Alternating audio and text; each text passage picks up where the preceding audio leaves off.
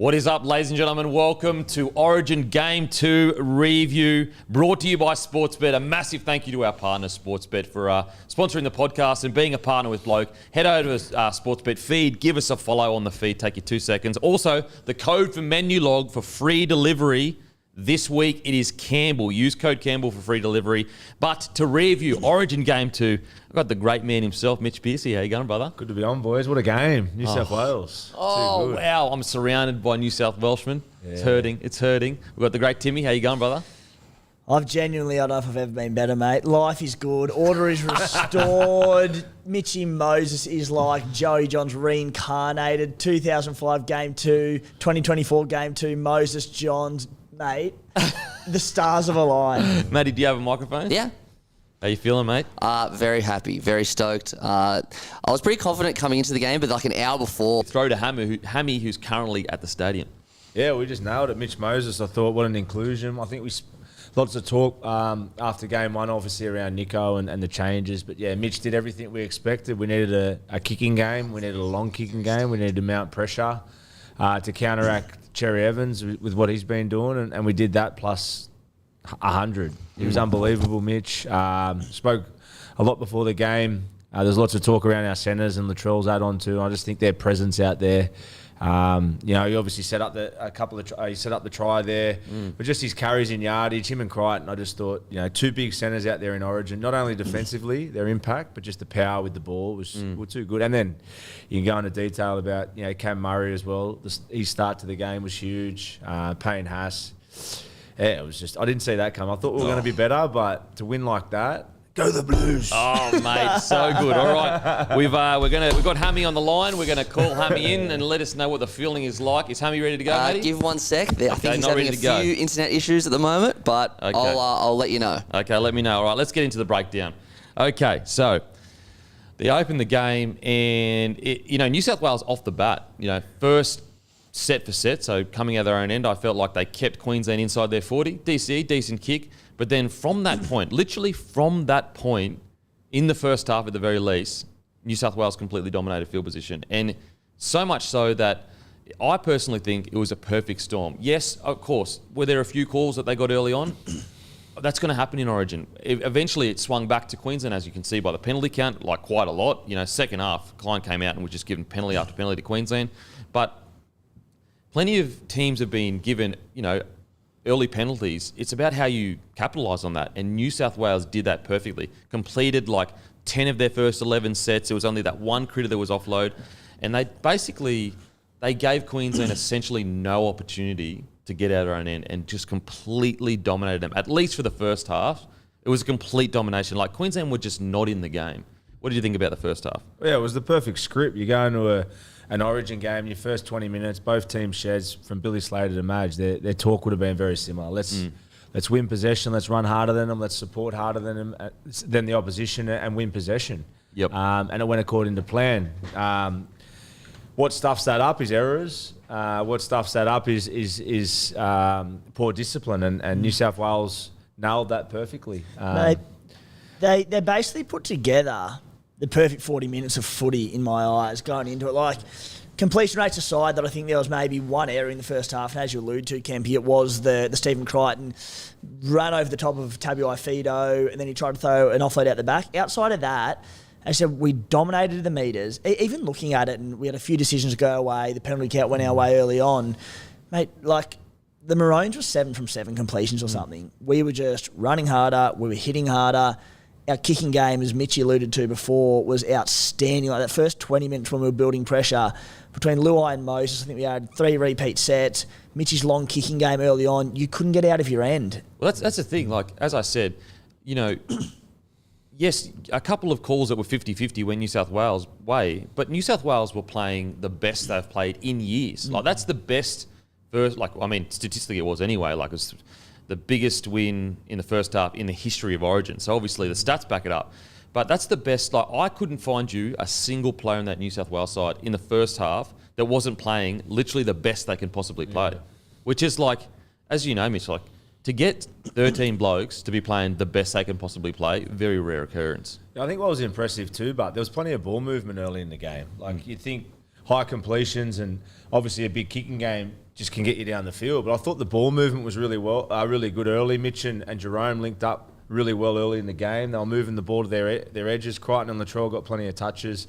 Obviously, there was the try to Martin on that right edge of beautiful shape. But Mitch was on playing both sides of the ruck. Jerome playing his left edge like he does. But I thought from Jerome's game, it's usually a specialty to come back through the middle of the ruck a lot. I thought it was the most he's played on the outside. And I put that down to Latrell's presence a bit there as well, demanding the ball. And that's what a powerful centre with presence does. He demands the ball. And it was probably the best we've been in a few series now of getting our centres the ball, especially on that left edge off Jerome. On that one, Mitchie, it's something we speak about quite often when we analyse the Panthers games of a Monday. And it's Jerome Luai steps off his left, goes infield. Like, his centre and his wingers catch a cold at times for the Panthers. But we saw tonight, like, there was a clear game plan to get Latrell Mitchell early ball, and he could do it fine. And he's passing game right to left. It's fine. Do you think at club level that... All right, we'll get into that. Chuck your headphones on. We've got Hammy on the line here. The great Hammy, mate. Can you hear us? Yo, how are you? Can you hear me? Yes, we can. We got Hammy live from the ground, mate. Walk us through it. How you? What's the feeling like at the ground? What was it? What was the experience like in that first half? What was the crowd like? Walk us through it, mate. A little bit flat, obviously. Can be a little bit emotional. First and foremost, shout out to the free MCG Wi-Fi. It couldn't be possible without that. So thanks for coming to the party. It was very hard to kind of update on the phone during the game, but we've pulled through now. Very emotional. I'm highly emotional coming onto the show. Kempy, obviously, a famous Queensland loss, unfortunately, but it's set up beautifully, isn't it, for a bit of an ambush up at Suncorp for Game 3. Look, it was a little bit flat in here, to be honest. I've got Roasty holding the camera for me now. He's pretty up and about, making a few faces at me. But a little bit of character building tonight for Queensland, and that's fine. That's the way we like it. And in that first, I guess, 5 to 10 minutes, was there a feeling like New South Wales just looked more desperate? Like, what was it like at the ground? It was pretty tense. I mean, both sides, I think, completed their first 3 or 4 sets each. There wasn't a penalty. And then actually Klein got involved. And that's when the wheels started to fall off a little bit, Kempy. He needs to probably go back and have a little bit of a look at the way that I refereed the charity game at the start of the year. Just let the game flow a bit. He probably got a bit too involved. And it's probably fair to say it rattled Queensland a little bit. But once New South Wales got a roll on, it was obviously very hard for Queensland to stop it. And there was a bit of a world of hurt there in the first half. And was there more New South Wales fans or Queensland fans at the ground? More Queensland fans easily. Wow. The New South Wales team got booed when they came out. Plenty more Queensland fans in. Billy Slater got a big cheer in the box as well. So definitely, I think the crowd was on Queensland's side, but they were pretty quiet and they were pretty upset when New South Wales got going. And what's your main take from being at the ground and actually experiencing it? If you had to say who's favourite for Game 3, what's your feeling? Were New South Wales as dominant in person as they looked on TV, or did it feel like a closer match? Obviously not the first half, but towards the end there. Yeah, I mean, Queensland wrestled it back a little bit in the second half, but I think New South Wales looked really good. But, they have got a good record here at the MCG. They've won the last couple of games here. I think they're going to have their work cut out for them going up to Suncorp in a decider. I think as we go to air as well, Queensland are the favourites to win that game, $1.80. New South Wales are $2 for Game 3. So confident we can bounce back, Kempy. But, obviously they were easily the better team tonight, New South Wales. All right, before we let you go, mate, who was your man of the match of the night? Man of the match tonight, I was with you, Kempy. I jumped on board Tom Dearden. I think probably fair to say it wasn't him tonight. Mitchy Moses, he did take home the award tonight. He just got presented with the medal earlier. Ran into him in Blues camp a week ago. Asked him to come back to the Tigers. He said no. But I think probably fair to say, I probably would have given it to Mitchy Moses as well. He looked great. Latrell had a bit of impact. Zach Lomax was great. Plenty of them were great, but I think Mitch Moses will be the man in the number 7 jersey again. Who's Zach Lomax? Isn't it Zach Climax? Sorry, Zach Climax was a few times tonight. He looked good. But I'm going to give it to Mitch Moses, I think. Okay, Mitchy Moses. All right, guys, make sure to give me something. Brand new podcast with Hammy and Sportsbet. Give it a follow. Give it a follow on Instagram as well. And thank you, as always, Hammy, for joining us, mate. I'm keeping it short and sharp tonight. Jake Trebojevic sort of stuff. I'll see you in a couple of weeks when I'm back from. Oh, wow. I'll see you in a couple of weeks when I'm back from Japan. See you, mate. Sayonara. Enjoy. Stay safe. Yeah, Stay safe. There he is, the great Okay. Hammy. Hammy by name, Hammy by nature. Hammy by name, Hammy by nature. I tell you what. All right, let's get back into it. A parting jab there, the Jake Trebojevic here for a short stint. He said. All right, let's get into it, shall we? In regards to the performance, what I really liked about Mitchell Moses' performance initially is yes, the short kick game was really good, but what I feel like he offered in attack was just a calmness. Like, I don't feel like his long kicking game was anything special, but it was super calm. It did the job very, I wouldn't say conservative, but I would say it also wasn't like, he wasn't risking too much. He was trusting in the process, trusting in his big forwards, his big outside backs to dominate field position. And I feel like in game one, look, understandably, it's the first time Hines has worn the jersey, but he didn't look anyway as composed as I felt like Mitchell Moses did in the game tonight. What did you think of Moses' performance? Yeah, I think where Mitch has got to in his game, being a senior half now, he can play the long game and he can play the short game. And that's a massive thing at any level. But in Origin, you need someone in the key position to be able to play the sequences and bring everyone else on the field into the game. And that's what he did tonight. I thought he played his role perfect. He set up, he organised his middles great. He brought his outside men, bringing Jerome into the game, and that just allowed us to play from sideline to sideline. He ran the ball when he got opportunities, and as we said, his long kicking game was brilliant, but it was his short kicking game as well. Him and Jerome, they got plenty of restarts. I'd love to have played up on that track. It looked like even in the second half that the track was quite heavy. You normally play on these AFL cricket ground type fields, and the ball rolls a fair bit. There was plenty of restarts tonight there. Obviously, a credit to the halves for their techniques kicking, but yeah, the field must have they got nice balance on the kicks there. But yeah, all round Mitchell was unbelievable and man of the match in an Origin. What do you reckon? Just for the audience, what's the difference in kicking on a big rounded oval compared to, like, say, a Suncorp where you can see really where your lines are? Does it take a little bit getting used to kicking on a big oval like that? Yeah, you need a good captain's run for sure. I know personally I used to play at the SCG a little bit on big occasions when I was at the Roosters, and it can throw you off. Obviously, for whatever reason it is, and it's pretty obvious that the fields, the stadium is a lot wider, so it can be a bit deceiving.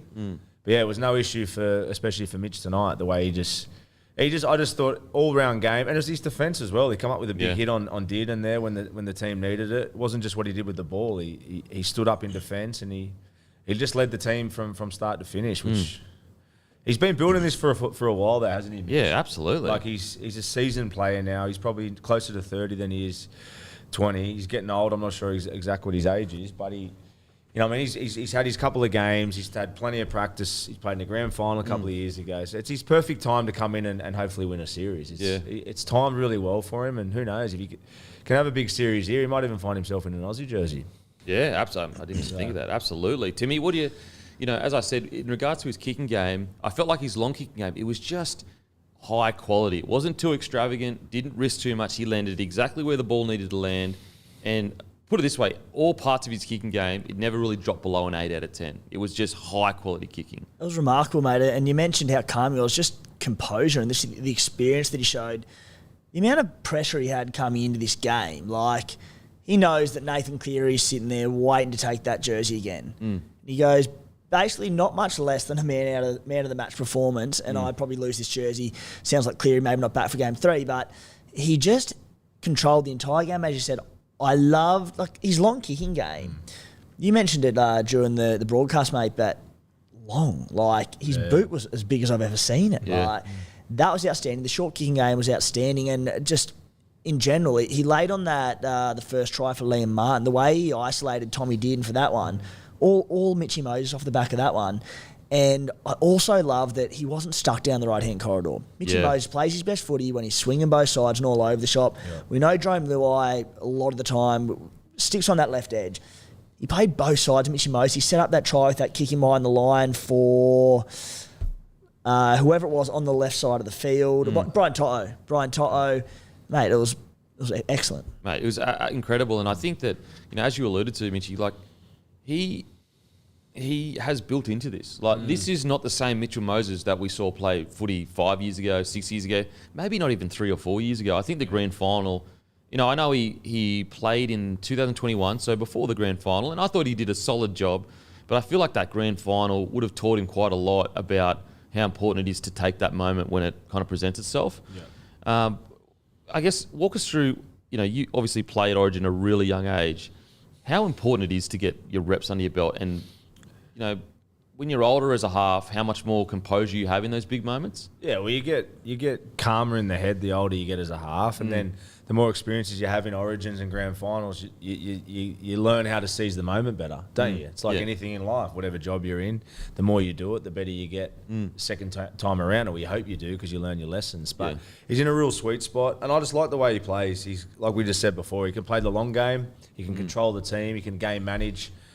Which he's obviously got better at with age. But he's always had, ever since he came in as a kid and watching him through schoolboys, he always had that great instincts. He could take the line on when he sees an opportunity. He's fast, he's quick, and he's a tough little bugger for his size. But yeah, he's putting it all together now. And but yeah, he'd be the first, I reckon, to credit the players around him. Like when you have two powerful centres with presence like we had tonight. It just takes so much pressure off. The back rows with Crichton and Martin, like the way they played, I thought Crichton was probably, if Mitch wasn't man of the match, probably Crichton could have been man of the match. Mate, he was Angus incredible. Crichton, I'm saying. So I thought, just everyone was in tune, and I didn't see that coming. And it's good to watch. I've actually got a 1-0 career record against Mitch Moses at schoolboy level. So Did you play him at school level? Yeah. Were you half? Him and Luke Brooks, mate, I was floating around the back somewhere, not doing a lot. But I don't want to big note myself, but I'm a big deal. Oh, that's great. Mate, I would have been playing on the wing. I would have had 2 runs all game, and that was probably my input for it. Mate, but we did get the win. It's it's going to sound. St Greg's, mate. St Greg's, yeah. It's going to sound stupid, but I do feel like that short ball to Liam Martin so early in the match, it's so crucial just to give him that confidence to go, all right, we're on here. Like the timing's on, my partnership with Martin, the foundation has been kind of set for the rest of the game.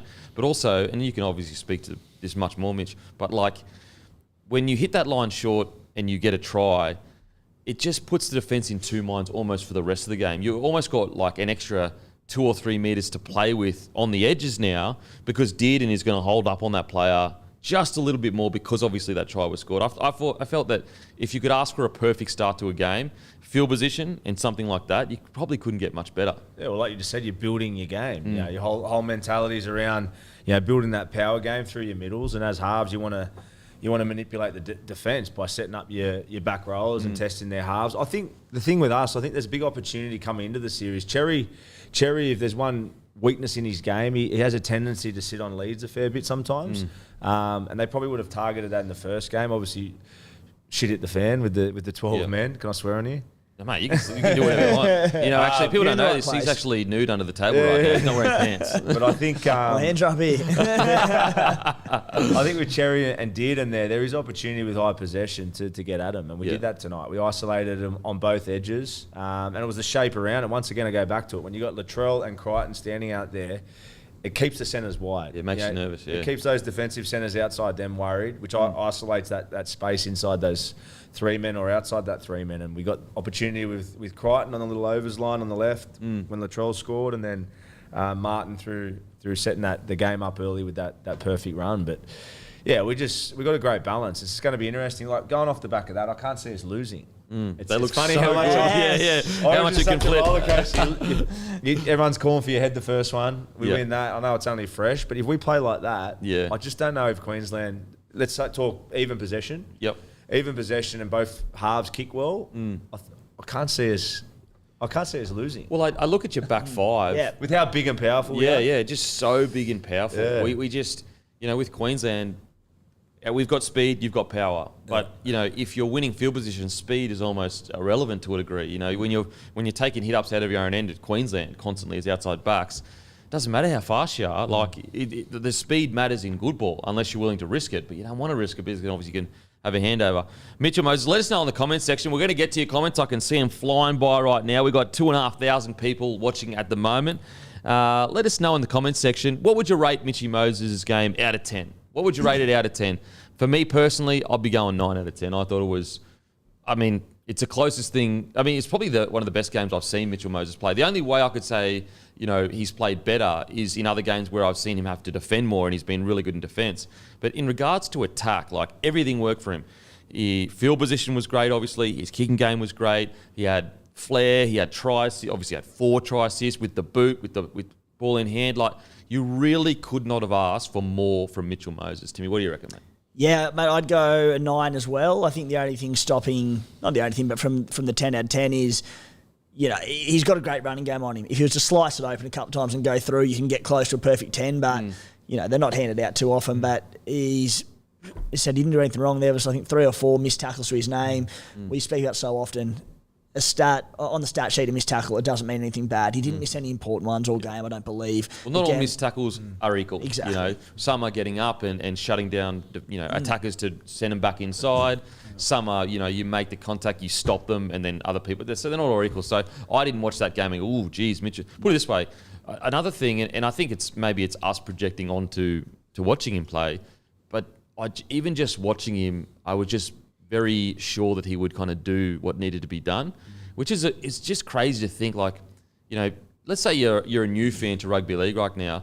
You go back 5 or 6 years, like Mitchell Moses used to get peppered by the fans. It's an incredible story about just sticking to your game, not letting negative outside noises distract you from becoming the best version of yourself. Because that's what, as you said, mate, Mitchell Moses coming into grade, his attack was his instinct was always, in my opinion, top tier. Like, I think even coming in as a youngster, his ability to create points and passing game was always good enough to be a good halfback in the game. It was the other little things in his game, like learning how to game manage, learning, the right kicking, the right kick stake, but also his defence. I personally think Mitchell Moses' story, put it this way, this is how crazy it is. A few years ago, people were blowing up when there were rumours that he was going to be asking for $1 million a year.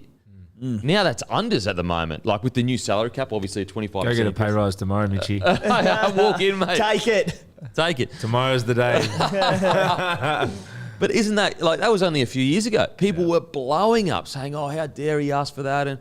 And now all of a sudden you've got a guy who's had every Origin game he's played at least solid or really good. Like, it's a bloody good story, the Mitchell Moses story. Yeah, well, you covered it all. He's everyone talks about halves, and from my own experience, your sweet spot's the back end of your career because all of the information starts to make sense. The issue with a lot of players is you get slower as you get older, but the proof's in the pudding and from my own experience is the older you get, you become wiser.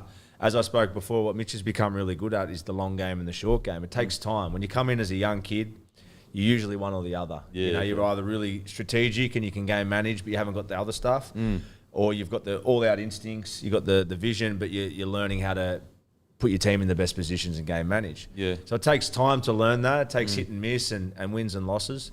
But he's in that sweet spot. And I'm just really happy for him. And it's good for New South Wales. Nathan's obviously our best half in the world at the moment, and he's one of us. He's a New South Wales player. But, one door closes and another one opens. And it was a perfect script for Mitch. And now it's going to be interesting if Nathan comes back. Like, surely they're not going to drop Mitch now. No, surely Nathan comes not. out, gets 2 men of the matches. Before, what do they do? Oh, no. No, I don't think they'll change it, but Nah. it'll definitely be a anything. discussion. Well, I'll tell you this. Like, Or do you put them both together? well, I think next next year you look at that and yeah. you potentially look at even Cleary at 6. I actually want to see Cleary at 6 in Origin. I think he'd make it great. I think if Nathan was playing 7, Mitch He would be 6. I think Mitch It'd be a would way be better elite 6 at with 6. him. Yeah, okay. Especially unlock his running game. You have Cleary playing tight, just organised in the middle of the field, and you just let Mitch. Like, he was kind of doing it tonight, swinging both edges. But look what Mitchell Moses has done in Origin already at 7. Yeah. You could argue that he's had. I know Cleary's had good games at 7. And look, we're getting ahead of ourselves. We haven't even got to the series. If he loses the series, all of a sudden, it'll be like, we need Cleary, get back in here. The knives will be out. But a good point to make is the GOAT, Joey, he played a lot of 9. Like, Origin, and you've played more Origin than me, but Origin, sometimes your club position, you're just like Ben Hunt, a great example. Yeah. He played 7 at Origin, it didn't work out. at 9, he does really, really well. So sometimes at Origin, you can be out of position and it just works for some reason. You're saying Nathan Cleary at 9 for us, mate? Mate, I'm just saying maybe at 6, maybe. I mean, I've been a fan of potentially Cleary at 6 for a little bit in Origin. But anyway, let's get on to some more players. Okay, let's talk about the big fella, Payne Haas. Oh. Mate, 193 metres. He had 31 tackles, 0 misses, 4 offloads. 0 misses. 0 misses. Absolute beast. Unbelievable. Payne Haas for me, I'll never forget when he was called in. I think he was a teenager still. And even though physically he was ready, like he was killing in NRL and he was doing, all these meters and all these minutes, but he came into Origin and you could tell he probably just wasn't ready mentally for it yet. He was still kind of in that rookie mind state.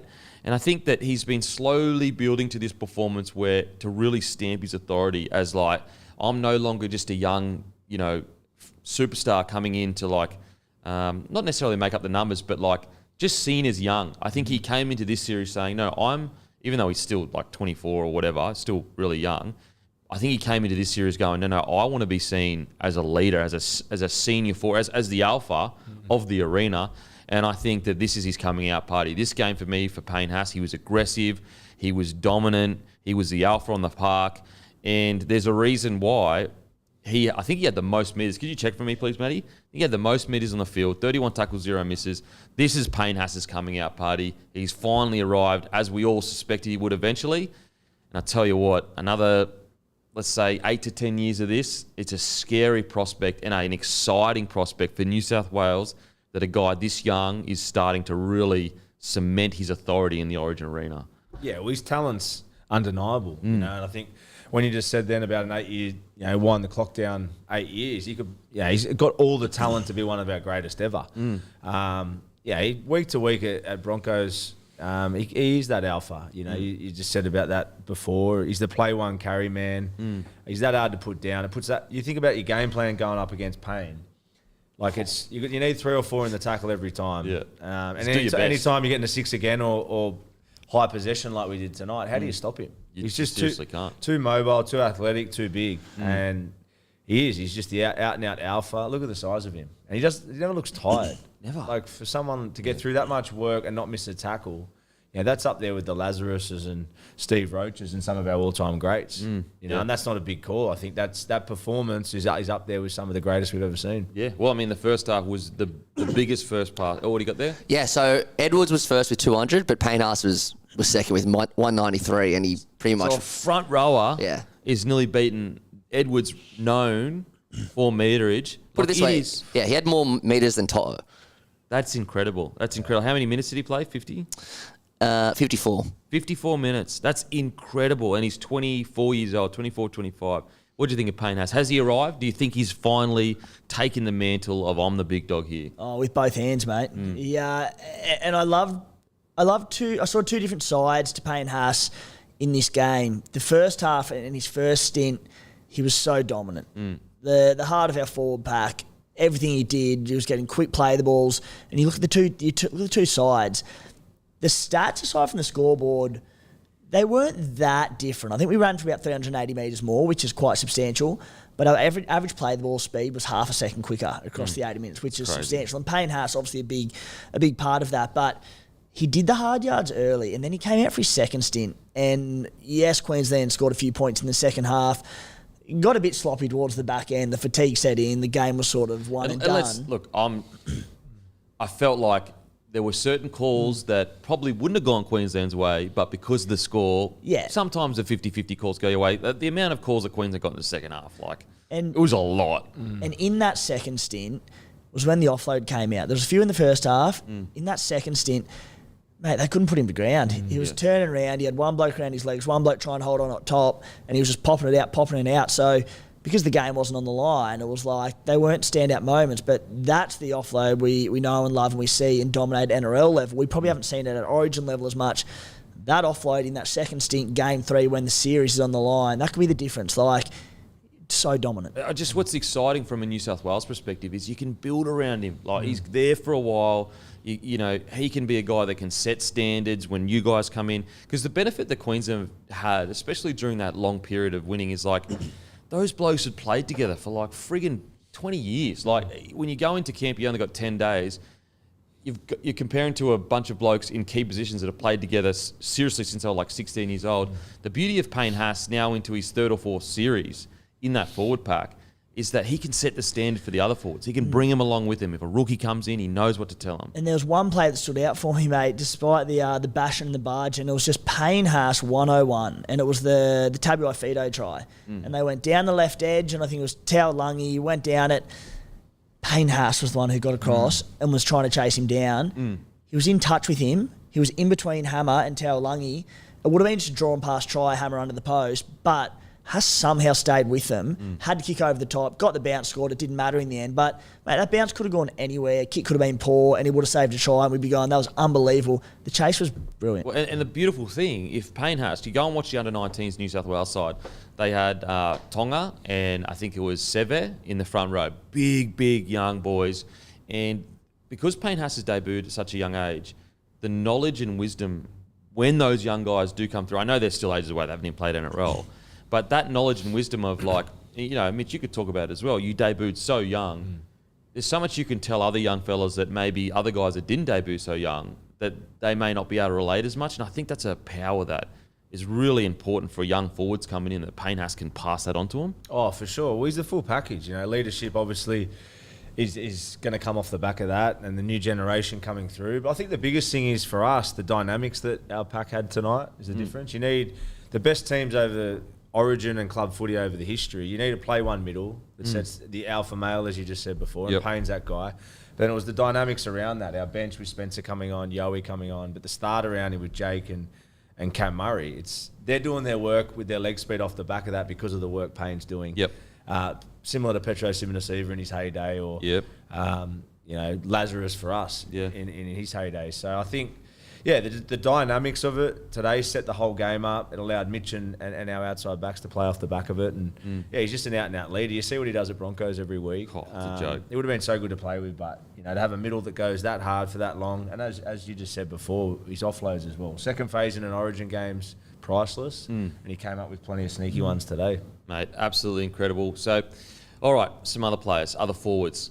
Angus Crichton.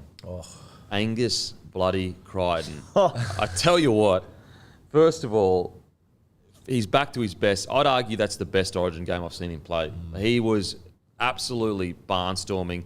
If you're the Roosters, you're sitting there kicking yourself going, shit, we should have re-signed him earlier, because right now, it's a blank check for Angus Crichton right now. Like, when it comes to open market for next season, he's yet to re-sign, because his 2 games, even in the game one, I thought he was outstanding. But he gave DCE and Val Holmes absolute nightmares.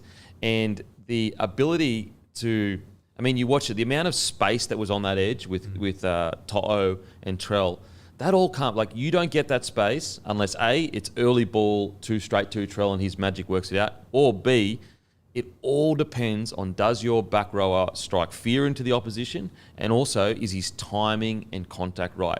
And Angus Crichton did that to perfection tonight. I thought probably in the top 3 players. I mean, look, it's very hard because there were so many good players, but Angus Crichton for me was outstanding. But he's been like that all year, hasn't he? Obviously, he had the Roosters debacle with the contract stuff, and who knows where that's going to go. They've got to keep him, don't they, the Chooks? Surely. But he's been playing like that all year. He obviously had his little setbacks at the start of the year, but ever since, any game I've watched the Roosters since round 1, he's been brutal. The way he runs the ball, the intent he runs the ball, and his defence, one-on-one defence, is as good as Boyd Cordner. Yep.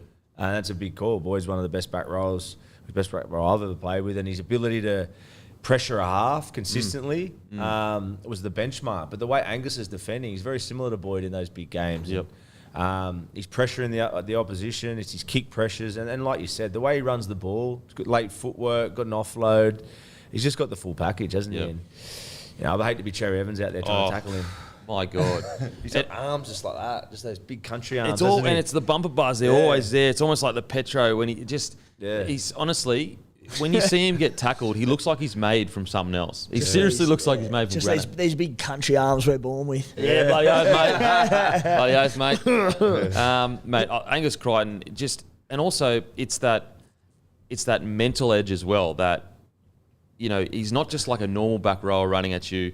It's Angus Crichton. So if you're a 7, you're also in the back of your head it's an added extra of like, fuck, like every time I tackle him, it's a fight. Every time he runs that line, it's a fight. Oh, by the way, I've got Latrell just outside that I might have to cover if he comes back inside. He breaks that first contact at the moment just about every single time. Yeah, it is seriously, if they can keep that edge together, at least for 2 or 3 years, if they can keep the Crichton, Trell, Toto, like think of it, Angus Crichton, Trell, Toto, there's an argument you made, all three of those guys in contact are the best in the competition. Mm-hmm. That's how strong they are in contact. Mm-hmm. I thought Angus Crichton was outstanding. If Mitchy Moses didn't have such a blinder, I think Angus Crichton was probably my number 2 in that game. I reckon I'd give him, second best player on the field. Mate, he was absolutely phenomenal. All right, we've got to talk about the big fella, Charlie Mitt. The big Charlie Mitt. I tell you what, he's such a, you could look at the stats and you could look at the amount of runs or whatever, but Latrell does what he does. The moment arrives, he nails it. Yep. And the moment he was selected to get points for New South Wales when they had field position, what happens? He immediately, on his second touch, gets an early ball from Luai, and we're going to get to Luai because I got such big raps on him for this year. I think he's been outstanding. Early ball Latrell, just no bullshit, no nonsense, just got him the ball early. And that flick pass, we saw it in the grand final for the Roosters. He does it again for Toto. Like, big game, big moment. There's no one better than Trell. He will always nail that moment. It's incredible how often he does it. And he loves the big stage, doesn't he? Yeah. There's so much talk around Latrell year after year. He obviously had his little setbacks with his drop in form at the start of the year. But the last couple of weeks, you could see this game coming. Yeah. He's had that eye of the tiger for a few weeks now. And when he's pumping his chest and he bullies the opposition, there's no one better. There's no, ever since he started his career, there's been no one better. And I love him at centre. That's a bit of a talking point as well. He plays fullback obviously week to week at South. In my eyes, you pick his best position, he's a centre. That left centre is his best position. He's won grand finals at the Roosters there and come up with massive moments in big games, in Origins. Left centre for me, and he did that again today. And as we just spoke about before, it's his presence out there, what he does when he hasn't got the ball, what he's the intimidation, similar to what Justin Hodges did to his opposition. Yeah. And the shape, he opens up shape around him. He opens up Angus's lines there with his presence out there. Well, a great example of that, mate, is when you go back and look at one of the tries, DCE was so tight to his inside man, and that basically, because he's sitting there worried about Angus Crichton, and then Val is in tight because he's worried that DCE might either get gassed or also he's got a short line running him. And that actually was the one that set up the try for Trell. Yeah. And it's about that mental edge you were talking about. The defence is sitting there thinking about what could happen rather than laying into their systems and getting their spacing right. There was a tackle too, wasn't there, late where he ragdolled Walshy? Just a little moment like that. Yeah, he's just stamping his presence. Yep. And what that does to your teammates around you, like when you're in the sheds as a half or any position and you're looking around, you see Latrell with the eye of the tiger, and he's doing those kind of efforts. All those little things add up in a big game in an Origin, and that's what he's there for. And he was, it's good to see because he's copped a lot of criticism to start the season. And I think the criticism comes because everyone knows how good he is. Yeah. And the stage was set 100,000 in Melbourne. He loves that shit. Too good. Unbelievable. Charlie Mitt did his job. Brian Tyre once again getting through his work. It's actually the first Origin game I think that he hasn't run for 200 metres, which just shows you how good he is. I want to talk about Jerome Luai. I just think this year has been the year of Jerome Luai showing the rest of the NRL how much more well-rounded than a lot of us gave him credit for. For me personally anyway. When I looked at him a couple of years ago, he was an out-and-out 6. He was not a 7. And he was a very, I wouldn't say limited 6, but he had a very specific role. Great footwork and a good running game. And solid in defence, pretty good short kicking game. What I've loved about this year is just the different weapons that he's shown. In game 1, it was off the left all the time, coming back through the middle, offloading, and just causing chaos through the middle of the field. For Penrith, we saw that last year. This year, he moved into 7 for Penrith. He's been outstanding.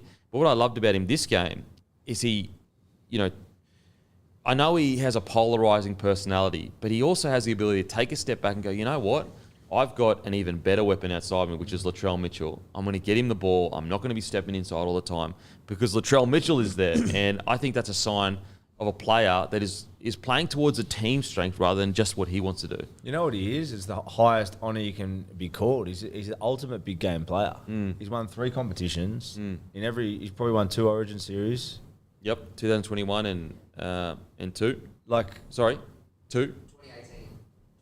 what more of a rap do you want? Are you Like, Trell or Luai?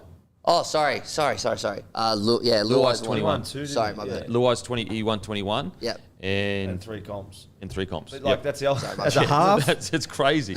Like, It's crazy. Look at those statistics. You Yeah. go back, that's Brett Kenny style. Like, Yep. and it goes underestimated because he is polarizing, and I like that about him. And as you just said, he's got more than you think about his game. He plays with layers, and I like it. He keeps people guessing the way he plays. People underestimate him, and he just keeps delivering time and time again. And I think, as we just spoke about before, I thought to add on to his game today, he's a specialty in big games under pressure to usually come back off his left foot, and it's sort of something he goes to a fair bit, but.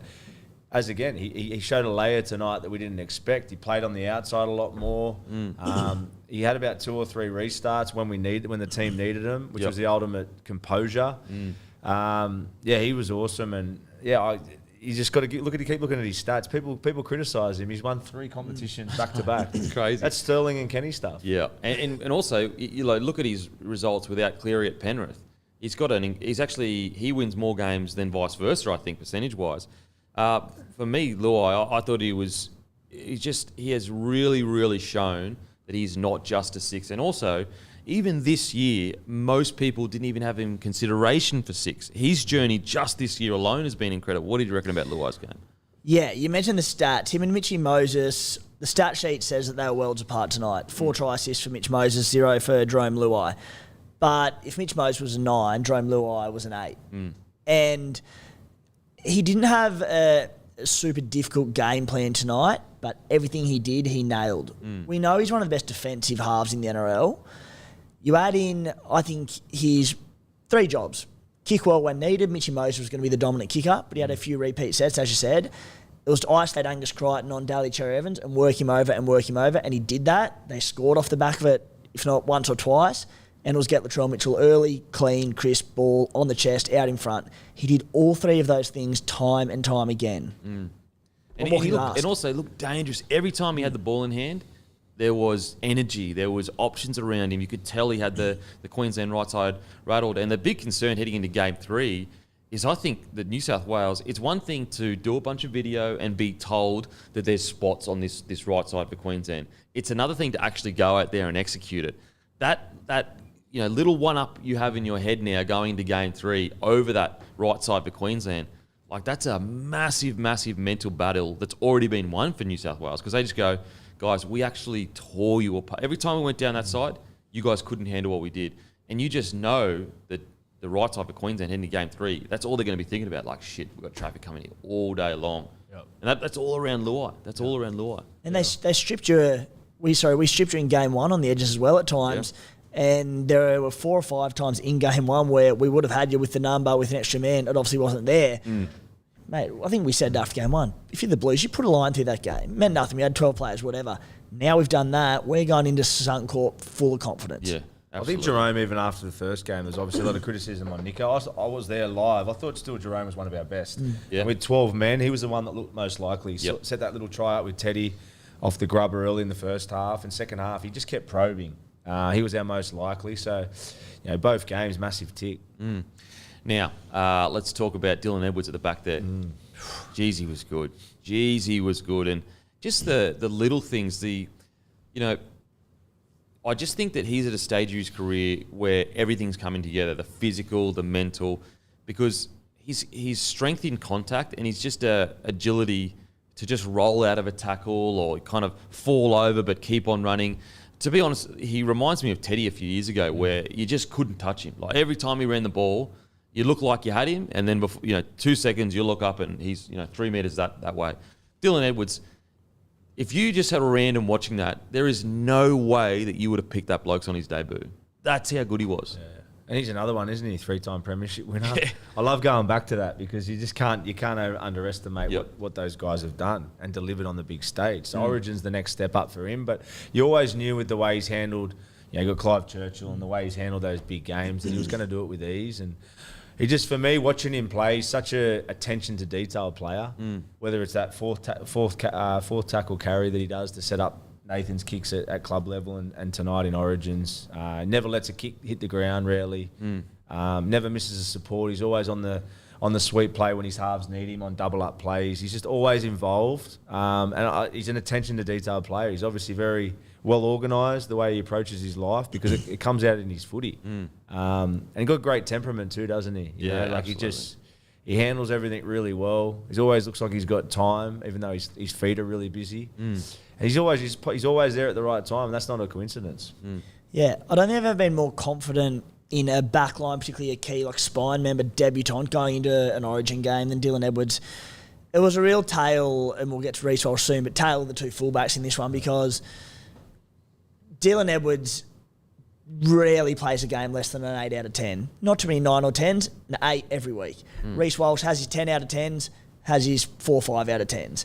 Walsh probably didn't turn up tonight, and Dylan Edwards, everything he did, I think he had one knock on off a bomb, but I feel bad calling him a role player, but he just plays his role so perfectly. Well, I mean, he sat on that right. He did exactly what he does for Penrith. Yeah. And you saw it. And it was a big reason on why Mitch Moses was able to sweep out and play the left edge as well, because Dylan Edwards did what he does for Penrith. He played on the right side, controlled that side, was key, scored a great try, sweeping on the right side.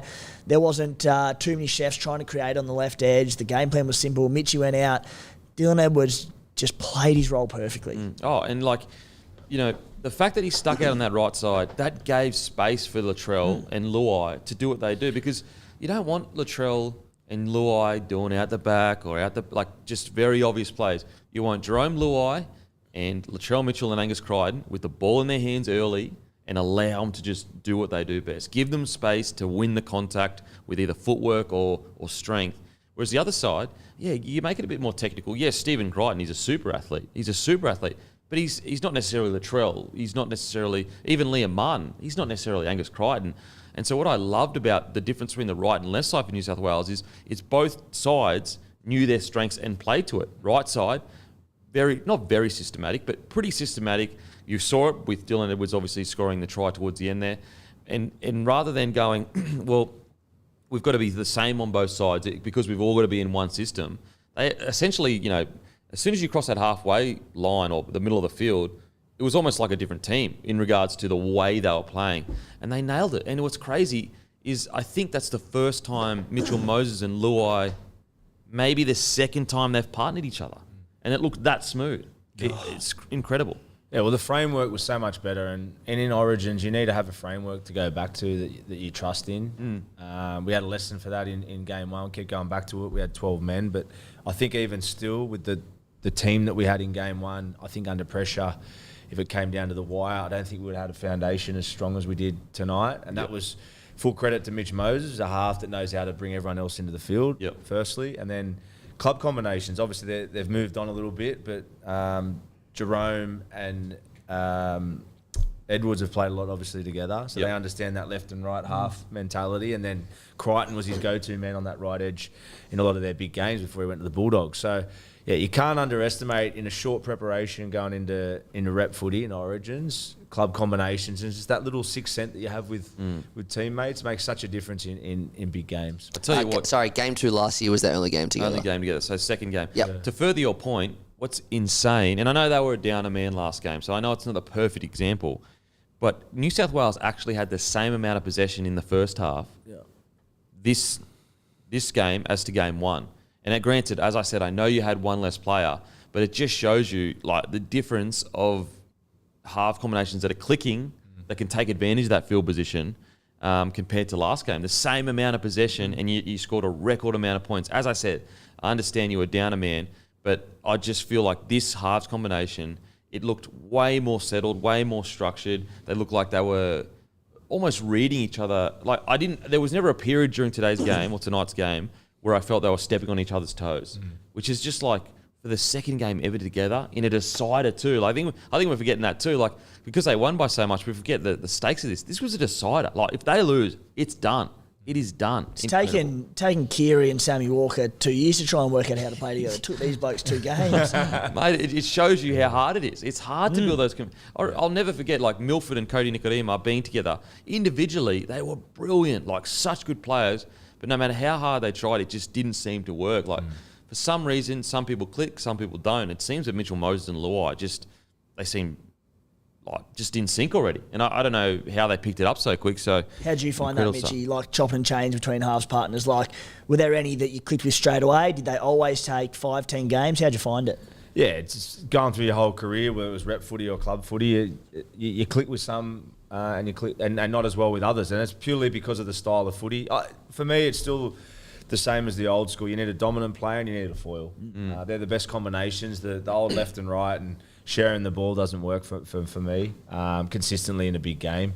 You need a dominant half, and Mitch was that today, and that was, you could tell that Jerome was happy with that, like he does play with Nathan. Mitch played on the ball and organised everything, and Jerome played as that foil, and the chemistry between them two was perfect. And as you just asked me, you go through different combinations and they don't always click, and you need to have that in a short preparation going into an origin. It needs to be the right combination, because you haven't got too much time on the field, so a lot of it can sometimes just come around conversations, and it was a good choice from Madge. Do you feel like, what do you reckon you used to get more out of in regards to combinations? Spending time with a bloke or training with them?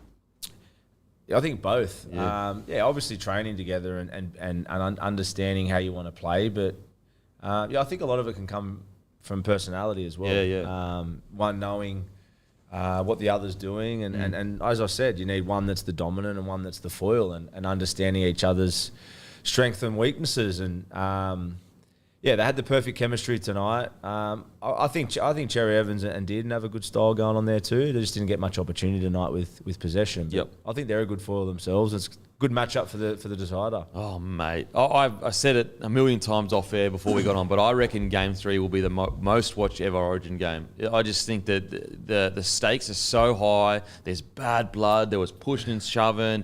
People got to speak about it. The referee performance.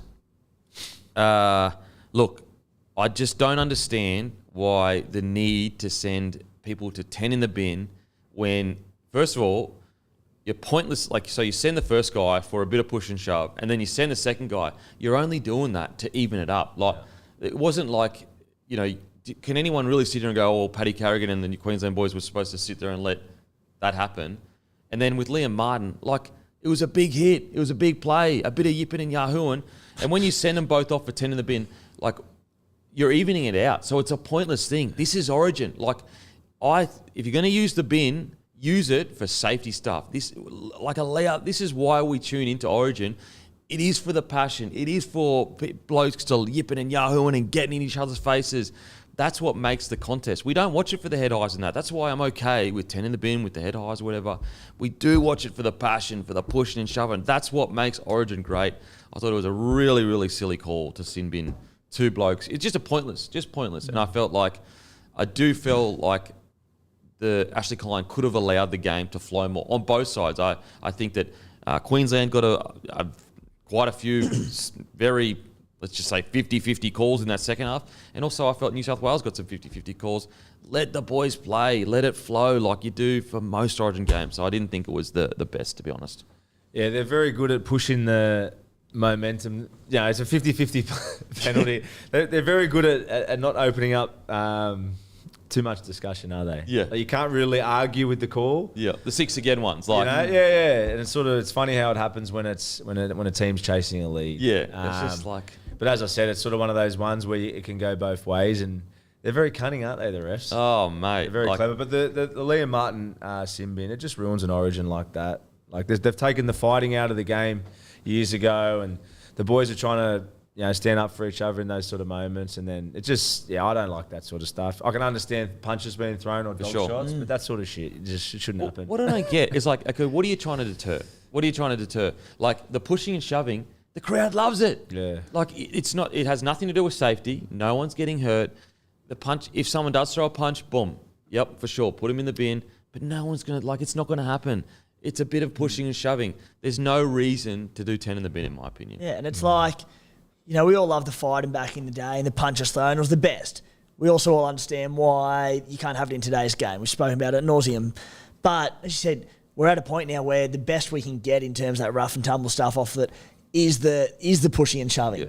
And even tonight, there's some good stuff. Like it's great. I feel like there's some venom between us. Angus Crichton. It was about to tee off, wasn't it? Yeah, Angus Crichton on Ruben Cotter. When he just grabbed, he walked over and just goes bang and just pushed him out of the way. Yeah. And that was like, we can't throw any punches. Just give us something. Yeah, something. And like the thing is the thing that makes Origin different to club is the venom. Yeah. Yes, there are rivalries in clubs for sure, but it doesn't come anywhere near close to Origin.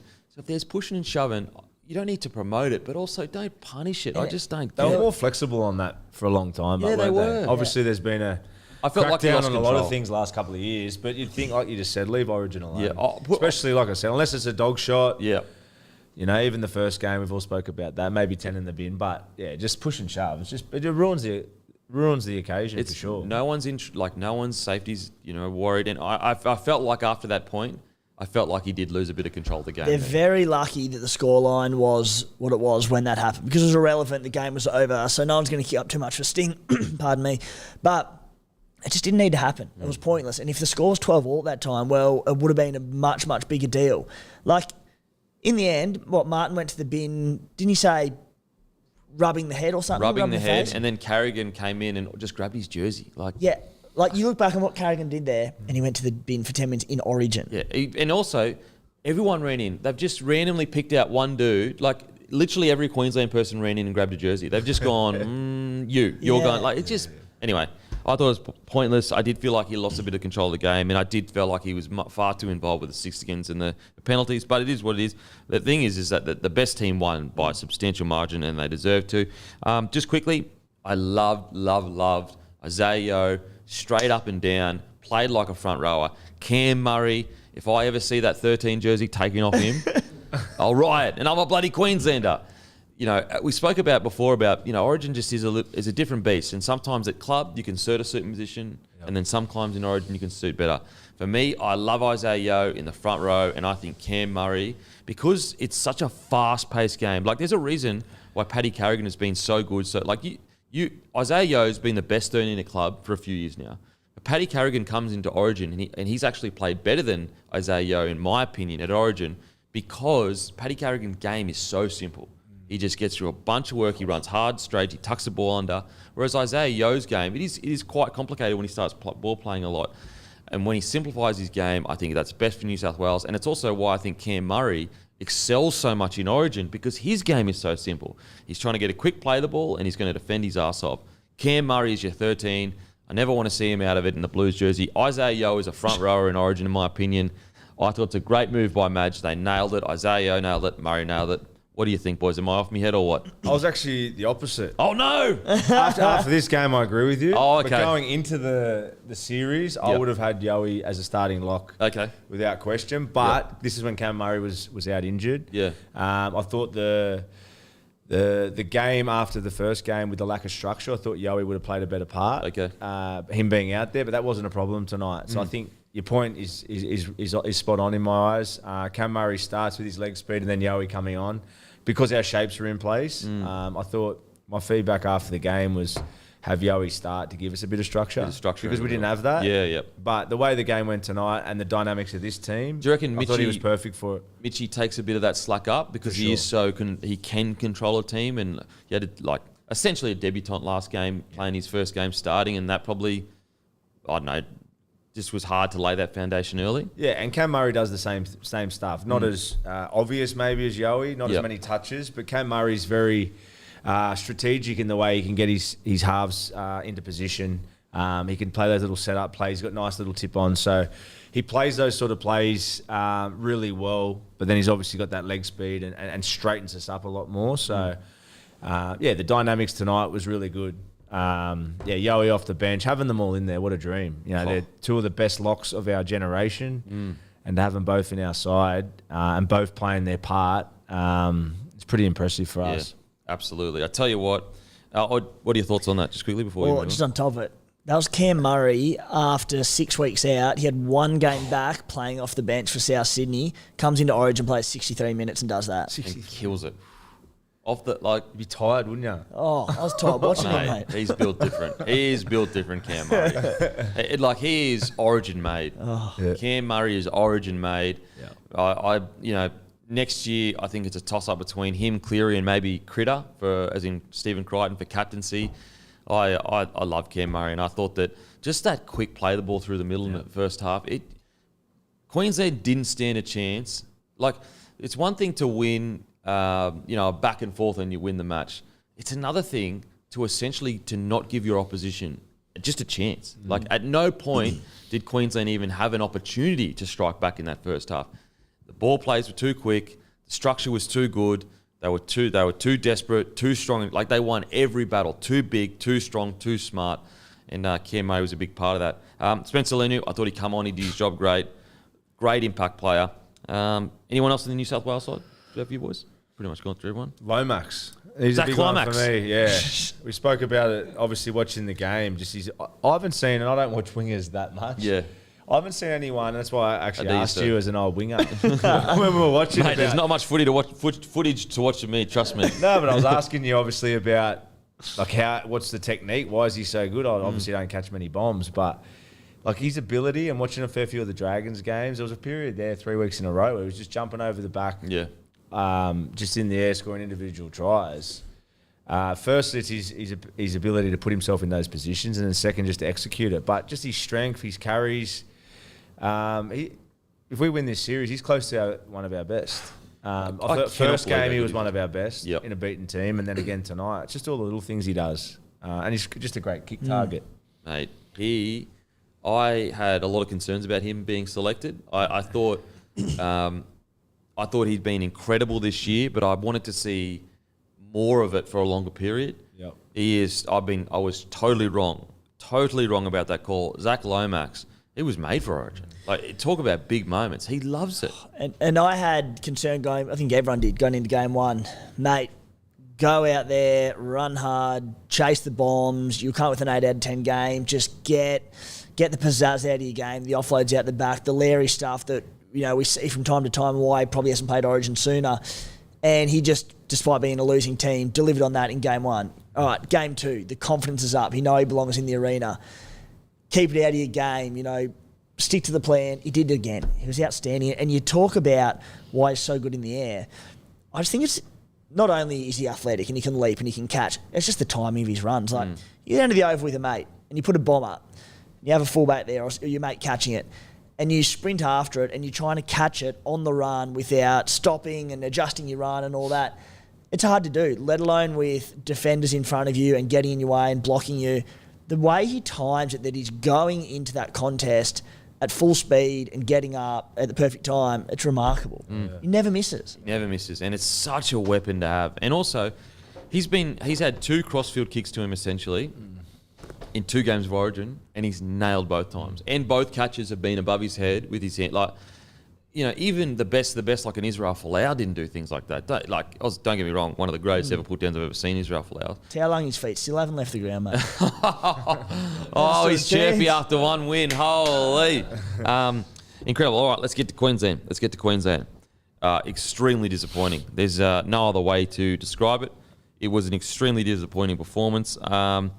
Look, I felt that, I think that consciously, I'm sure no Queenslander would sit there and say, in the back of our mind, we knew we had Suncorp. But you can't tell me that they were as desperate as New South Wales. I think subconsciously, in their mind, they thought, you know what, we've got an extra game in hand. It's not do or die for us. They've just won 2 series in a row. An extremely disappointing performance. And I think that Billy's he's gonna have to have a real good think about what kind of message he needs to send before game 3, because this isn't just a tight loss, down in Melbourne.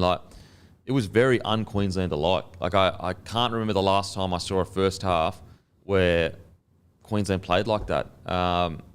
Look, it's a short coaching career, but it's easily the biggest test.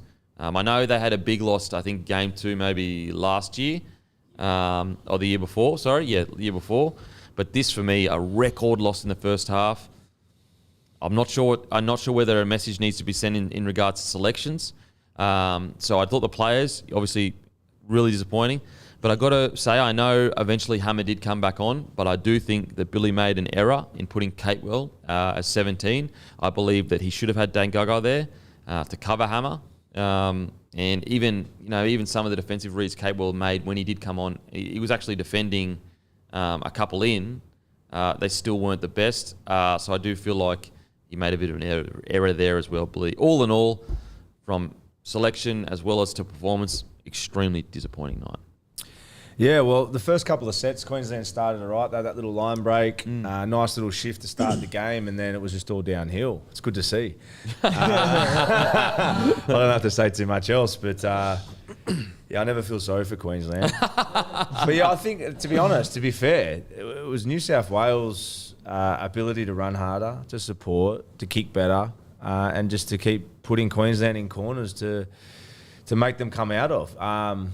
And I would have hated to be Cherry tonight. Like when you're playing in an Origin and you got no possession, you're coming off your own line. You're running out of answers. How they could have got back into the game if they had their time again. Discipline probably a little bit. There's a fair few penalties. That'd be a big highlight point, obviously, from Billy. You know, to stay even with a big pack like New South Wales, you got to complete well and win possession. And yeah, their discipline let them down, and then obviously we just pulled them apart on both edges. So I thought the disconnect between their 4 and 3 man was pretty poor on both sides. But I think that's, as I said before, I think that's been there for Queensland for a couple of years. Obviously, we weren't able to execute on that in game 1 because of 12 men and poor attack from us. But we found a blueprint today, and I'm sure we'll be going back there again for game 3. Yeah, and I mean, you talk about the connection between the 4 and 3 man, and I won't go on about it for too long, but it's not hindsight hero at all because we spoke about it all the time. But the bench utility, and it was like the Capewell one. I think it was the Dylan Edwards try went through basically untouched, and it was interesting. Like Capewell comes on when Hammer was off the field, and he was at the 4 man. Sewell was 3 man, and Tommy Dearden pushed out to centre defensively, and like they were just on a different page. And together. also, but even with that, so Capewell was defending at 3 or 4, and he just come rushing out of line and just completely turned in, which made it impossible for all his outside men. Like he took the wrong man, and that comes down to lack of possession too, though. Like it is basic reads, isn't it? But as we know, being as players, lack of possession, on the back foot, losing the ruck. It's hard to keep your structures. So a lot of that, I think Billy's, obviously he needs to tidy that up and maybe his interchange, but I think they'll be stripping it back. Their first 20 needs to be better. Yeah. They need a more discipline and win field position. It'd be as simple as that. And I think the edge defence and, when you're having a big loss and everything's going against you, sometimes things start to, they disconnect. But I think, for them, Billy will be filthy about the start, that's for sure. Yeah. That first 20, they just needed to find a way to reduce the damage as much as possible, and they just couldn't. Yeah, again, not a hindsight here. I think Kempy, you touched on it, but it is the subconscious in there. Like we spoke about it a fair bit on Monday, and we said the Blues were coming out playing for their lives, coming off 2 serious losses in the row, belted in game 1. The Maroons, they'd never admit it, nor should they. But deep down, they know they've got Queensland game 3 in the bank. That wasn't a Queensland Origin outfit that came out in that first half. The Blues came out and were near perfect. As you said it all, Mitchie, the support play was there. We were hitting hard. We were running hard, everything, because we had to. Not that Billy Slater and the Maroons are going to settle for that. Of course they won't. They wanted to go and wrap it up in 2 tonight, but they knew they had one up the sleeve, and it'll be a completely different outfit come game 3. I've got to say, a few players. Look, Reece, while she came into the game to a degree in the second half, and he was okay in attack, but I just felt in defence, I just wonder if he was ready to play again. There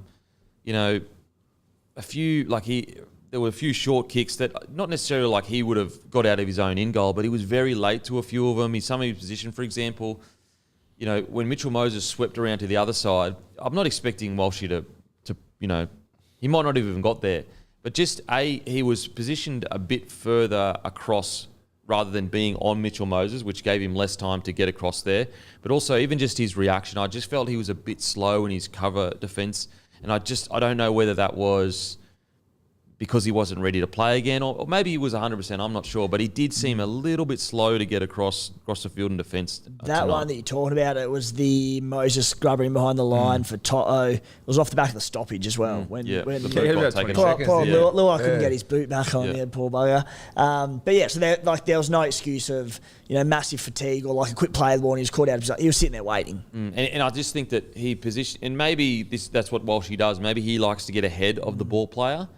And look, fucking way better player than me. So, but I was always taught if you're at the fullback, you track that player, maybe a little bit ahead, but you just track the halfback.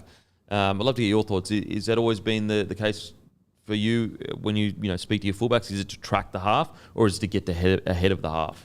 Yeah, it's tracking the half, isn't it? There's no excuse for that one, and I'm sure he'd say that himself. It's a bit weird. I don't know what he was thinking there. Yeah. We had 20 seconds when Jerome's playing around with his boot.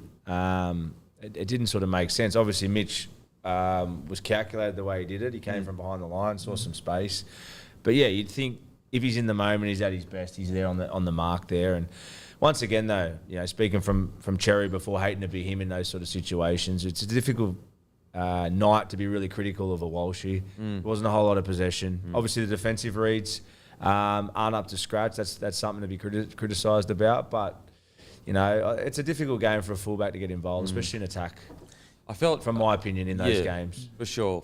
I did feel that there was a bit of a lack of communication at the back with some kicks that Walshy and Talangi let bounce at one stage. It was the Moses that he kicked from well in his own half. And it nearly was a 40-20. I don't know if it was I'm sure it wasn't a confidence thing, but as you said, did he look underdone mentally coming off the head knock? I don't know. Was it a confidence thing? Yeah, was it just a miscommunication? But and it bounced and went out. It was like they had so much time. Put it this way, Walshy to me watching him. Mitch, Mate, unbelievable. Walshy to me watching him is incredible player, incredible. He didn't look like the normal Walshy that we know, and I'm sure he'll come out and probably blitz it, for the Broncos or whatever. But for me personally, I felt like it was probably not. I don't necessarily worry about attack because, as you said, I agree, mate. Like games like that, when it's not going your way, very hard as a fullback to get an attack. I just felt defensively, he's usually so good at tracking it, and Billy is the king of that. Like he is the best defensive fullback we've ever seen, in my opinion. And so I just wonder whether was he a little bit rattled? Was the confidence down? And if that is the case, of course, like that was an incredibly big hit that he had to withstand. It's only been he was 11 days, so you're looking at 3 weeks. It's not that long with head knocks like that. No. It's not that long with head knocks like that. So, yeah, I thought defensively wasn't the best. Outside of that, I did think there was some communication things with the wingers in defence that was left a bit to be desired. I do think. Oh, another guy, Tommy Dearden in defence. Normally the best defensive six in the game, or at least one of them. I was very, very surprised at Tommy's game. I backed him as man of the match. Defensively, I don't know, maybe there was a communication thing. Maybe there was, just didn't trust each other on either side. But I did feel like, put it this way, DCE, I've always been aware that like DCE has a tendency to turn in or to rush out. And that's just part of his game. Like no player is perfect. Everyone's got deficiency everywhere. Whereas with Dearden, I was actually surprised because defence, he's usually outstanding, and I thought he didn't have his best game defensively. Yeah, and I thought our shapes pulled him, isolated him a lot. Yep. I thought we did a really good job there. We spoke about Mitch and Jerome. I thought our back rows or our middle there was sitting at that 4-man really well. So there's a couple of opportunities there. Obviously, when Martin went through, that was a bad read. That's Dearden's job there for an inside shoulder. But there was a couple of others there where I thought it was the work that we did to sit their 4-man up, which sort of let him down as well. But, when you're a half, it's your job to make your tackles. But when you're on the back of 67% possession and you're not getting the same inside pressure from blokes on your inside, I'm telling you now, it's a tough job. Yeah, mate. And there's sympathy for him there. But you got to make your tackles, and he'd be the first to say that. But, I thought... Yeah, with the amount of possession against Queensland, the lack of inside pressure because of that, and New South Wales doing a great job at holding his 4-man up there, it made it a tough night for both 6 and 7. I think that New South Wales isolated our threes. Like, Yeah, we did. honestly, It was really good, wasn't it couldn't, Time and couldn't time get much again. better. Like, it couldn't have gotten much better how well they isolated our three-man It was defenders. a perfect game plan. Yeah. And then on top of that, you nail the isolating for 3-man and you give him space to Stephen Crichton and Latrell Mitchell on the edges. It's like, good luck. Yeah. I got to say, it stings me to say because I've been such a fan of his journey this year and getting called back into the side. He's been so good for the Dragons, but Jaden Sewer, that's 5 errors in his 2 games in Origin this series so far. As you know, Mitch, like 1 error is a lot, but 5 errors in 2 games, a few drop balls. The missed tackle. What were was they? well They were on drops, Liam yeah, Marsden. drops, weren't they? Yeah, drops. Yeah. I think there was in game 1 there was like a stray offload. So, watching him at club, he doesn't really have this in his game. So sometimes I think that you get in there. Well, I wouldn't know, but I see players and they're so keen to get in there and make an impact that sometimes you can kind of feel like you need to do something more than you maybe need to do. And I think that maybe Sewer has suffered from that a little bit, where he feels like he needs to almost justify his position, but he doesn't. Like, he got selected because he's a bloody good player and he's been playing good club footy. So he was good in game 1. He just had those couple errors, 3 errors on tonight. I just thought it wasn't the best for him.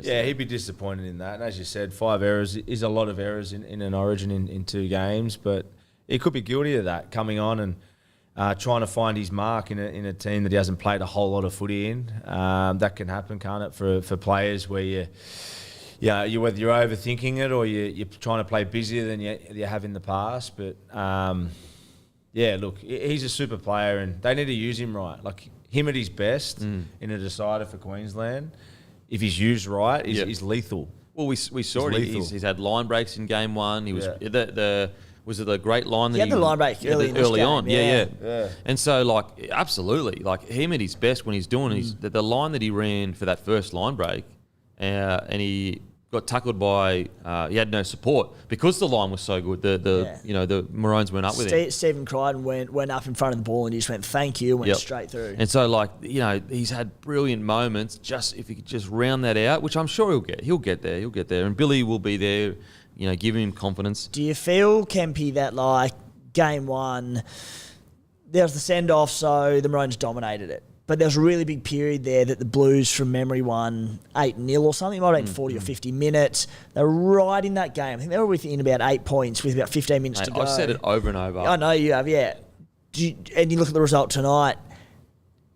Did the send-off and 13v12 paper over a few cracks in this Maroons lineup? Or do you think it was just they did what they needed to do down there, bit complacent coming into this one, all systems go for game 3? No, mate, I've said from the get-go, I didn't think they played well in game 1, Queensland. I think they defended really well in regard to just hanging in there and not allowing an incredible New South Wales victory. But I actually didn't think they played that well in game 1. So I was hoping the fact that they didn't play that well in game 1 was going to fire them up for game 2. But if anything, I think what New South Wales showed is they got a stronger side for game 2 because of the injury, but also showed, with that field position, they can score points. They can. So it's not going to be a matter of, I think there was, a narrative created, and I still kind of felt this way, where, especially with the game 1 side, game 2 is different because obviously you brought in Dylan Edwards, you brought in guys like Latrell, but I felt like you'd get a lot of field position, but did you have the team in game 1 specifically to capitalise on that? And I felt like you didn't. Whereas the game 2 squad that you had, with that field position and the players that you had in, you did have the players to capitalise, and obviously you did do it. Well, I think what you just said is what Madge was thinking. I reckon there's an inner confidence in New South Wales that we've got a more powerful team. Yeah. And I think that was why we picked that flat fast with Robson at hooker. We had this image, I think, from the selectors and the way Madge was thinking that we're going to blow Queensland off the park. And I think we did. Yeah, It was just absolutely. the fact that we had the 12 men, and it probably did. It was a bit of smoke and mirrors maybe in the Queensland win. So I reckon there would have been a confidence all week in New South Wales camp that we got a bigger pack, we got more power in our team. We just needed a bit of polish with Mitch and the add-ons. And like the way we attacked the first 20 minutes, you could see that the boys have been talking about that all week. Yeah. We're bigger, we're stronger, we're more intimidating than these guys. You could just tell the way we played that was a confidence in the squad, maybe off the back of the loss in game one. So, and maybe Queensland know that too, and Billy might have been a bit worried about that. Who knows? Because there was cracks in the first game, even though Queensland ran away with a couple of late tries. How was to that point? Like when we had the ascendancy after that first 25 minutes, then you see like Jake Trbojevic has gone off and Spencer Leniu comes on and you just going, yeah, let's go. Yeah. Well, he's just an animal. We're not slowing down. No. Well, he was nearly our best game one, and line break second half there or the first half when he came on again tonight. How good's he come on? Like, he was good in Penrith. Another one, 3 premierships. Off 10 weeks used off. to winning in big games. Off 10 weeks off. That was a huge selection call from Madge, and it's been close to one of our best for 2 games in a row. Yeah. So back to Queensland, boys. Come on. Come on now. Come on, boys. I feel like it was almost the worst game style that could have happened for Queensland. And what I mean by that is that Queensland want ball in play, high fatigue, and basically they want to move around that forward pack and also move around those outside backs. And it didn't happen. It was penalty after penalty after penalty to start the game, which A, slowed the game down, but B, obviously not gifted because they earned it, New South Wales field position. And I just feel that the only way Queensland can beat this big, strong team from New South Wales, the ball needs to be in play for as long as possible so that our smaller mobile forwards like your Ruben Cotters, Harry Grant, Ben Hunt can do some damage around the ruck. Whereas if the game is slow and it's stop-start and there's errors and all that kind of stuff, that suits New South Wales because your outside backs are so friggin' big. If you give them rest to wind up for each hit-up, like you'll be making 10, 12 metres each hit-up. So I think that up at Suncorp, hopefully it actually suits Queensland more if the game is officiated in a way that is free-flowing and no penalties. Well, you just touched on it. You know, they're going to get the rub of the green up there. We speak about the 50-50 calls are very well played up there. You don't get any leg ups. So I think that's one thing that they'll be banking on up there. I think if you put 2 teams together, and we just spoke about from game 1 to game 2, the power of New South Wales, that's not going to go away in game 3. Yeah, we're a bigger team, and we've got a great long kicking game now with Mitch Moses. And that's a big fear for Queensland now. I know they'll be worried about that. They're going to be worried because they know that they're going to have to do it the hard way to get out of trouble. And they're going to have to win penalties and win field position. And as I just said, they've got an advantage up there. They're going to get the rub of the green. It just happens. You can't argue with history. It's going to happen. Hey, no argument here, mate. It's going to happen. So that's their advantage up there, no doubt. You know, getting a few leg ups out of yardage because I think if we complete high and we roll forward and Mitch kicks like he does, it's going to be a tough ask for Queensland to get out of their own end. Yeah, I'm actually shocked that Queensland are already betting favourites because I think New South Wales... Yeah, they're already betting favourites. Yeah, right. I think New South Wales were $2 at Queensland $1.80. I'd actually maybe have New South Wales as betting favourites because you look at the game 1, as I said, you lost a player and you were dominant for most of the game. It was just the fact that you fatigued at the end. The last 10 minutes you were busted. In regards to Queensland, they've just got to find a way to make the game speed as quick and as fast and as flowing as possible. I really feel that's the benefit they're going to have. What's good there? Queensland $1.85 favourites, New South Wales $1.98 at the moment. Honestly, right now I would have New South Wales. How many deciders have we won up there? Oh, 2. Yeah, barely. In history. Yeah. Jesus. All right. In regards to some other boys, Paddy Carrigan. Just on the speed thing, Kemp, here, we were sort of speaking about it watching the game, but it's really fascinating how I feel like the Blues are almost playing historically Queensland brand of football. Like we completed 91%, pretty high completion footy. As I said, we're a powerful side, a lot through the middle, kick early, big boot, and just wait for the Maroons to make errors and we'll capitalise. The Maroons are playing that 2021 brand of New South Wales footy when, Turbo, Teddy were on a tear.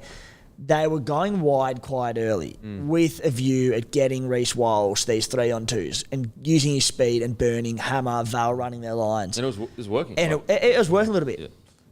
Just thinking out loud, do you think by doing this they lost anything through the middle through, as you said, Benny Hunt, Harry Grant, Pat Carrigan, because they were trying to play a bit too wide too early? Maybe not, but they were so dominated in the middle. I don't think so. I think you look at the second half, when we came out in the second half, Queensland, and we got a few penalties, we dominated. It was quick. It was down the short side, quick hands. We created a bunch of, I think the line breaks, by the end of it was 6-5, which is outrageous. To lose as much as we did, and have 6-5 line breaks. That just shows you how potent. So again, it's just a matter of, we obviously got back in the game with getting some 50-50 calls from the referee. But if we can find a way to not be so ill-disciplined to start the game off and give us an ability to strip numbers, we did, really on, we did strip numbers with Jade Sewer going through. But it's just, look, put it this way, any team coached by Billy Slater is not going to be a grindy side. Yeah. That's just not who he is. He is going to be attack. And I think he's picked a side, to try and represent, that represents that is quite mobile, that can get through a bunch of work through the middle and get it out wide. All right, in regards to selection, do you bring in Gagai on the bench if he keeps playing well, or do you keep Capewell there for game 3? I like Capel as a player. I think putting him at centre, obviously, that was the position he found himself in tonight. He ended up moving in. So they shuffled out Dearden, and he was defending at 3, I think, if I recall correctly. For that try, natural, that try, he was at 4, Sue was at 3. Hammer had come back on, I think. At that point, I think, yeah. But Dearden was at centre defending. Yes, I don't know where Hammer would have been then. Yeah, we're straight off the bat for this. We haven't seen highlights. You haven't seen the highlights. Okay, but you're right, actually. So he was and Sewell was at 3. Yep. Dearden was at 2. And Talangi was at 1. Yeah. So it was weird. So then that means that they would have had to have had someone. So Dearden. Anyway, regardless, I just think having Gagai on the bench would just be... Wouldn't have that period that we took Hammer off. I know they didn't go down that. What happens if the middle goes down, Gagai's there? You're going to put him in the middle. I think he could cop 20 minutes in the middle if he had to. Yeah. I think if you had to do it, I reckon he could do it. I'm a big fan of carrying an outside back on the bench in Origin. Yeah, right. There's 2 Origins in a row now. Reece Walsh went down. Hammer goes down and is gone for 20, 30 minutes. There has to be a utility in Queens. This sounds so stupid, but I think. Real stupid because I think Guru brought it up on the podcast last week. Kurt Mann, versatile, can play in the middle. He doesn't have to play big minutes. I actually mentioned I would probably pick Beau Fermor ahead of Capewell. I don't mind the Beau Fermor shout. He's playing centre at club. The Titans have gone out of their way to play him at centre when they've had injuries and they've had options to play there. I would still go more of a utility like Kurt Mann who can cover it better. Yep. But if they want to go with the 4-forward bench, I'd pick Fermor ahead of Capewell. I don't mind the Fermor share. He's actually been playing really well for the Titans and he's been playing at centre. He's obviously a back rower. I just felt... Curdy, he started the year really well. Hasn't been playing that well at club recently. He's been so good in Origin for us, but I probably will go in a different direction for game 3 if I was Queensland. As I said, he's played so well from us. I just didn't know if he had enough game time with the Warriors. And also, the Warriors are going so poorly. You're coming from a setup that the confidence is a little bit down. Whereas if he was coming from a team, and ironically, I say all this I'm the first to admit, we miss him at the Broncos. Holy shit, I wish we still had him at the Broncos. But for that 17 role, I just feel you could probably bring in a guy that's been had more reps under his belt this season, like a Fermor. I don't know what's going on with Fafita's situation because do you bring get him in there? Do you send an SOS to the big boy? Oh, surely get the big fella in there. I hope you don't. But in saying that, if Billy has seen something that he doesn't jive with or feels that needs to fix, you've got to trust him. I guess that leg speed of Fafita is priceless, isn't it? We just spoke about New South Wales having more power and more go forward. You need someone like a Fafita late in the game is probably what they need. Imagine him coming if he's busy. Yeah. You want him busy and his work rate up. But if you can squeeze 20, 30 minutes out of him, when you as a half, especially if I'm Cherry, I'm getting no go forward and I'm stuck in my corner. He's the man I'm going to. Where tonight he's probably there going, well, I just got to get rid of it with a kick. There's not many. There wasn't too much going on. So Fafita would be. What's going on? Has he been playing the last couple of weeks? He's playing. Killing it. He's been killing it. He killed it last week, didn't he? He's been killing it. What's the problem? Well, I guess... I don't know. We were surprised. We were surprised. Now, the yarn basically, that Billy felt that there was a few things in Dave Fafita's game that he needed to work on, that he had done really well last year that he's not doing this year. Yep. And so, and funnily enough, when this all came out, we were all sitting there going, oh, fuck, I would have had... Fafita actually was starting in our Queensland side. And I even said, look, at the moment, we all trust Billy because he's won two series. I said, but if he loses this game, all of a sudden it's going to be like, that was a terrible decision. It's like he has the grace of having won last season and having made some big calls last year that worked. Doesn't mean every call is going to be the right call, And so I wonder, do you do the SOS to a Also, Fifita? like you talk about like the Maroons playing expansively and going wide early and trying to create these 3-on-2s for Reece Walsh. You imagine if that's Dave Fifita ripping and tearing that line, how many defenders he's going to attract? He's our version of Angus Crichton. Yeah, I don't get it. Yeah, mate, big boy. So me personally, although as I said, love Curdy, but I'd probably have someone else in that 17 jersey, and that would either be, look, I'd actually, if you need to have a forward, I'd be going Fermor or Fifita. If you're open to an outside back, I still don't mind Gagai there. I reckon he could do a job. Proven, isn't he? And also, we've got middles that can play 80 minutes. So Paddy can, Lindsay Collins can play long minutes. Ruben Cotter we know can. Who else can? Like all those boys can play like pretty long minutes. I'm sure Nanai or even Sewer, they could punch out pretty long minutes. So we'll see. Boys, would you make any other changes to the Queensland side for Game 3?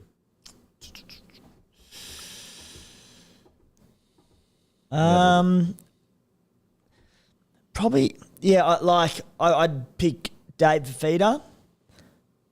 I would start him. I would definitely drop Kurt Capewell, and I'd have to look at all the options, but I'd bring another utility on. Yeah, probably just those two. I'm not sold on your edges. I've never been sold on Jeremiah Nanai. Like, he didn't do a lot wrong tonight. I'd have to go back and have a look. One read that he missed. I've never rated him defensively, if I'm being honest, and I think, I know he spent a lot of time in the middle this year, but even just the first maybe 20, 30 of the game, just Kafusi shored up defensively. My starting initially was Kafusi, Fifita were my starting edges, I think. Kafusi would be good. I think he'd be great. Yeah, 100%. He's got a bit more leg speed. Yeah. And he's got that nous. He's been around for a while. Dave Fifita is a big in, isn't he? I think. The more you talk about it. And the other thing with Fifita, and why I don't understand even more, all right, if he's got defensive deficiencies and a little bit lazy from time to time, bring him off the bench and play him 30 minutes. He's going to be right in 2 short stints of 15 He can do it with Spencer Leonard. Exactly. Anyway in big games, doesn't he? Most of the time. Yeah, well, for the Maroons, he's played 80s. He's played off the bench in limited time. Surely any of those lazy efforts he has, if he has 2 15-minute stints like Lenu, he'll be fine, won't he? God. Alrighty, anything else in Queensland? No, all done? Matty, you got anything before we end the show? Not really. I'd have a chat with Cobbo, see if he can come back. Because I'd definitely put a utility on the bench for sure. But that's it. All right. Alrighty, that's us done and dusted. Thanks for watching, guys. Make sure to subscribe to us on YouTube, or if you're listening to us on Apple and Spotify, subscribe. Leave a positive review if you can. A massive thank you to Mitchy Pearce for joining us. Appreciate it, mate. Thanks, boys. Go the Blues. And you got some podcasts that you're doing now? What are they called? I'm just doing just through Triple M, doing on Listen. Me and Toddy Carney, my old mate, just doing a footy talk one on Mondays, which has been really good. So can you subscribe to that on Apple and Spotify and that? Footy Talk? Spotify you can. Spotify. Footy Talk. Okay. There's a few shows on through Triple M. Joshy Reynolds and Wade Graham, I think, on the Monday, and me and Toddy on the Tuesday. So mate, yeah, good. Loving it. There you go. All right, done and dusted. Thanks for listening, guys. And as usual, I'll go and fuck myself. Thank you.